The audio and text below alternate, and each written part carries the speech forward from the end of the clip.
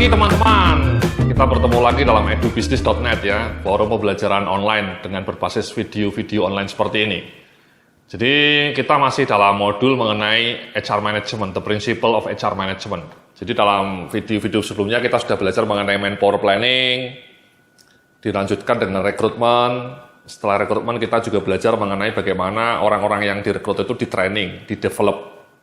Ya. Nah setelah di-training dan di-develop, maka di fase berikutnya ya kita bicara mengenai performance management, employee performance management. Bagaimana karyawan-karyawan Anda yang sudah di-develop itu, yang sudah Anda train, itu dinilai kinerjanya, dievaluasi. Nah disitulah kita akan belajar dalam modul video kali ini. Jadi mengenai performance management. Ya, jadi seperti yang Anda lihat di slide berikutnya itu saya menggambarkan siklus performance appraisal. Ya. Jadi siklusnya itu dimulai dari perencanaan kinerja, Mas. Jadi di awal tahun, ya idealnya di Desember sudah dibikin, Mas ya. Di mana Anda menentukan target-target kinerja. Nah ini, Mas ya, pentingnya Anda memiliki KPI, ya nanti saya akan cerita ya. Karena kalau Anda tidak punya KPI atau Key Performance Indicators, bagaimana mungkin Anda bisa menerapkan target? Ya, karena target itu hanya akan bisa muncul kalau Anda sudah punya indikator-indikator kinerja yang terukur, yang measurable. Kalau tidak punya indikator kinerja yang terukur, ya apanya yang mau ditetapkan dalam target? Maka di awal tahun atau bahkan di Desember, sebaiknya Anda sudah punya indikator-indikator kinerja yang pasti, kemudian targetnya tinggal dipasang. Nah setelah targetnya dipasang, KPI-nya ditemukan, kemudian ya tiap bulan direview, Mas. Ya, tiap bulan dalam monthly meeting sebaiknya. Jadi atasan Anda, HR manager ngumpulin anak buahnya semua, misalnya ada 5 orang, ya kumpul di situ bicara mengenai progres selama sebulan. Disitulah kita juga review mengenai KPI kita, pencapaian KPI kita untuk berbagai itemnya seperti apa. Kemudian action plan-nya sudah dilakukan belum? Ya. Direview terus setiap bulan. Jadi dalam monthly meeting itu dibiasakan untuk membahas KPI kita, membahas target-target kinerja kita yang terukur dalam bentuk KPI tadi. Disitulah ada aksi perbaikan, ada masukan. Nah itulah kunci dari manajemen kinerja itu, yaitu Mas review, ya, learning and improve, review and improve. Nah cuman persoalannya kalau Anda tidak punya target kinerjanya pakai perasaan, pakai feeling, ya, tidak pakai indikator yang terukur, ya, action plan-nya tidak ada, ya apa yang mau direview? Ya, useless. Jadi manajemen kinerja itu sebenarnya merupakan bagian sehari-hari dari semua departemen, Mas ya, bukan hanya urusan orang HRD ya. HRD tiap akhir tahun nelpon, tolong kumpulin PA-nya, performance appraisal maksudnya ya. Ngisinya formalitas, ya, pakai perasaan, itu useless. Itulah kenapa beberapa perusahaan tingkat dunia kemudian bahkan menghapuskan performance appraisal, Mas. Dihapus sama sekali ya. Karena mereka masih menggunakan pendekatan yang konvensional tadi, pendekatan yang pakai perasaan. Jantung manajemen kinerja itu sebenarnya ya KPI yang terukur, kemudian ada target kinerja yang terukur, ada action plan-nya, kemudian direview. Kalau itu yang dimaksud dengan penilaian kinerja, itu tidak bisa dihapuskan. Jadi kalau ada perusahaan menghapus performance appraisal itu, maknanya menghapus yang proses formalitas tadi mungkin ya.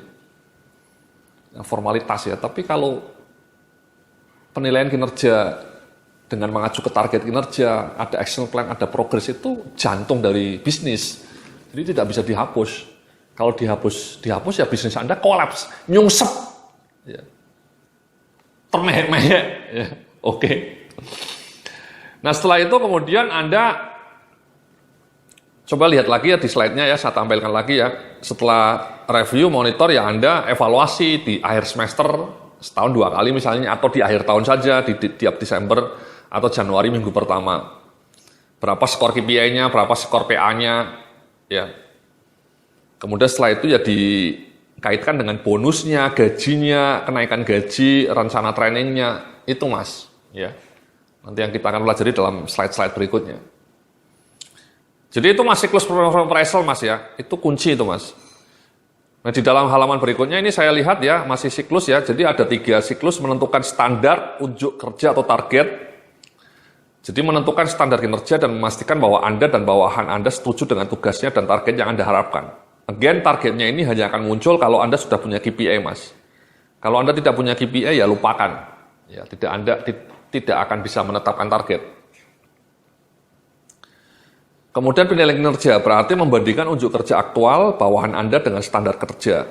Ya, jadi ini direview lah KPI-nya, targetnya misalnya anak buah Anda disuruh bikin program training 10 modul. Ternyata yang terlaksana cuma 8. Ya berarti kan meleset targetnya. Atau Anda targetnya misalnya turnover-nya itu maksimal 10%. Ternyata turnover Anda 30%. Itu kan kolaps, berarti Anda jauh melampaui targetnya. Dalam artian negatif ya, turnover kan makin kecil makin bagus, Mas. Atau misalnya skor kepuasan user terhadap karyawan baru.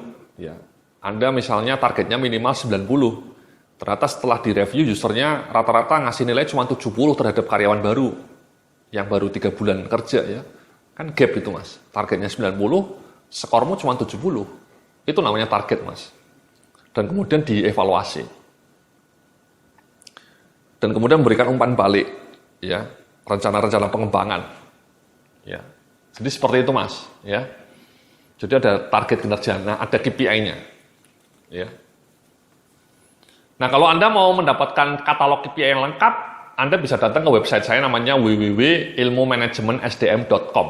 Ya, sekali lagi www.ilmumanagemensdm.com, ya nyambung, ya, ilmu manajemen SDM-nya nyambung. Anda di situ bisa mendapatkan katalog lengkap sampai sekitar 2000 KPI itu ya. 2000 KPI untuk berbagai fungsi ya, bukan hanya fungsi SDM. Fungsi marketing, fungsi warehouse, produksi, financial, IT, dan seterusnya untuk berbagai industri. Ya, industri rumah sakit, industri manufacturing, industri consumer good, dan seterusnya. Di www.ilmumanagemensdm.com, Mas. Anda bisa googling ya, ilmumanagemensdm.com. Nah, mari kita lihat slide berikutnya nih, Mas ya.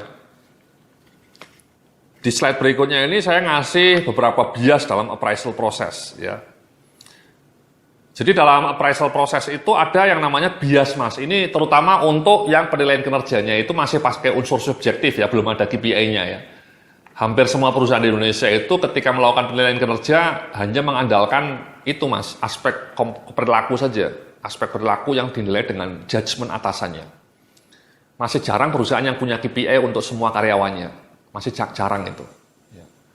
Ada sih yang sudah punya, tapi sebagian besar hanya kita menilai anak buah dengan itu ya, dengan aspek soft skills-nya ya.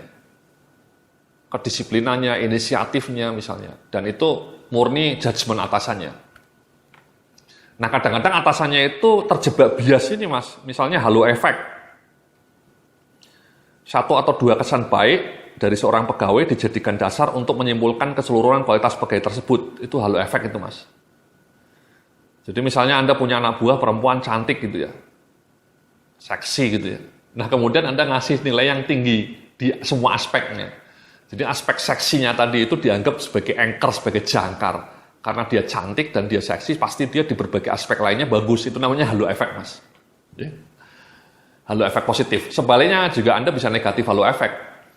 Misalnya ada anak buah Anda yang suka ngeyel gitu ya, suka mendebat gitu ya. Sehingga Anda kemudian menyimpulkan semua kualitas dari orang itu jelek. Padahal dia mungkin kurang bagus hanya di satu aspek. Dia suka argumentatif gitu ya. Mungkin di aspek lain dia misalnya mengenai kecepatan kerja, mengenai kreativitas mungkin oke, tapi karena Anda sudah bete dengan dia yang suka ngeyel, hanya satu aspek itu kemudian Anda gunakan untuk mengeneralisasi. Itu fatal itu, Mas. Itu sering terjadi itu, generalisasi. Itu negatif halo efek. Ya. Nah, central tendency sama ini, Mas ya. Ini bias juga. Semua kandidat dinilai rata-rata. Jadi kalau Anda punya skala 1 sampai 5, ya cenderung ngasih semua 3 gitu. Kalau Anda punya 1 sampai 4, nah itu mungkin kadang-kadang dipaksa ya, bisa antara 3 sama 2. Beberapa perusahaan ngasih itu ya, atau 1 sampai 6 supaya tidak ada central tendency ya. Tidak menilai 3 semua ya, tapi dipaksa untuk melihat 1 sampai 4. Apakah 3 atau 2.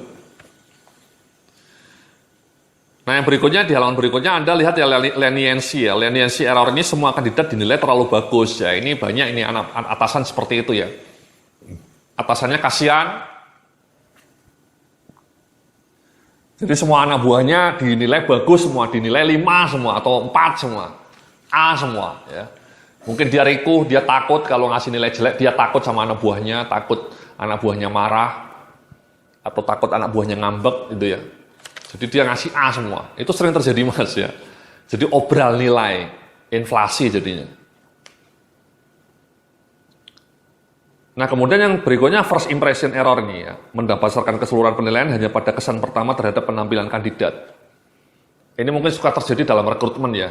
Ketika Anda wawancara, 5 menit orang ketika datang kandidatnya itu memengaruhi penilaian Anda seterusnya ya. First impression itu. Ya. Jadi kesan pertama menentukan selanjutnya mas ya. Kesan pertama sungguh menggoda, selanjutnya terserah Anda gitu ya. Itu first impression error. Jadi itu error-error yang sering terjadi mas ya. Halo effect, leniency error, central tendency. Sebenarnya ada satu lagi namanya similar to me effect mas. Similar to me effect itu efek yang sama dengan atasan. Jadi kalau Anda punya atasan dan kepribadian atasan itu sama dengan Anda, mirip lah ya. Anda cenderung akan dinilai lebih tinggi mas. Karena atasan Anda menyukai, penelitian menunjukkan orang-orang itu lebih menyukai bawahan yang mirip dengan dirinya. Entah mirip kepribadiannya, mirip sukunya, mirip agamanya, mirip alumninya misalnya. Mirip perilakunya. Jadi itu sangat mengaruhi.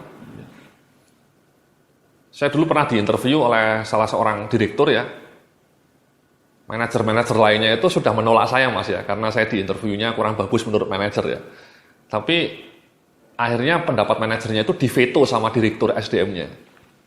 Direktur SDM-nya itu tetap menerima saya mas. Ketika saya tanya kenapa Pak Direktur dulu, padahal saya sudah ditolak oleh para manajer yang lain, kenapa Pak Direktur tetap menerima saya? Karena Anda seperti saya, dia bilang, mirip dengan saya ya. Lalu cara gaya ngomongnya, cara berbicaranya, gitu ya. Pemikiran-pemikirannya itu mirip dengan Pak Direktur. Jadi Pak Direkturnya itu kemudian meloloskan saya. Dan kemudian setelah saya diterima ya, saya sering makan malam dengan dia, ngobrol berjam-jam. Karena dia menemukan kemiripan ya dalam diri saya dengan dia ya.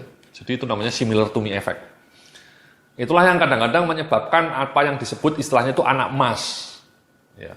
Oh si X itu anak emasnya bos. Itu karena similar to me effect, si X itu mungkin punya chemistry, punya kesamaan sikap, kesamaan pandangan, kesamaan perilaku dengan bosnya itu tadi. Jadi si bosnya menyayangi si X ini. Itu namanya similar to me effect, mas. Kalau orang bilang bahasanya chemistry. Sama sih emang. Saya sering menemui seperti itu, mas. Ya, saya punya beberapa rekan kerja, associate di perusahaan konsultan saya. Ada beberapa satu orang yang chemistry-nya sangat dekat dengan saya. Ya.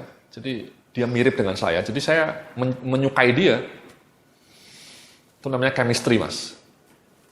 Similar to me effect. Dan kemudian ketika kita melakukan penilaian kinerja, kita cenderung ngasih nilai tinggi terhadap si X ini yang mirip dengan kita. Itu namanya similar to me effect. Jadi itu mas ya beberapa preview awal mengenai manajemen kinerja ya. Nanti dalam video-video berikutnya kita akan belajar mengenai komponen apa yang harus dinilai. Ya, ada 2 aspek. Aspek kompetensi sama aspek KPI. Itu yang akan kita pelajari dalam video berikutnya. Terima kasih, sampai jumpa dalam video berikutnya.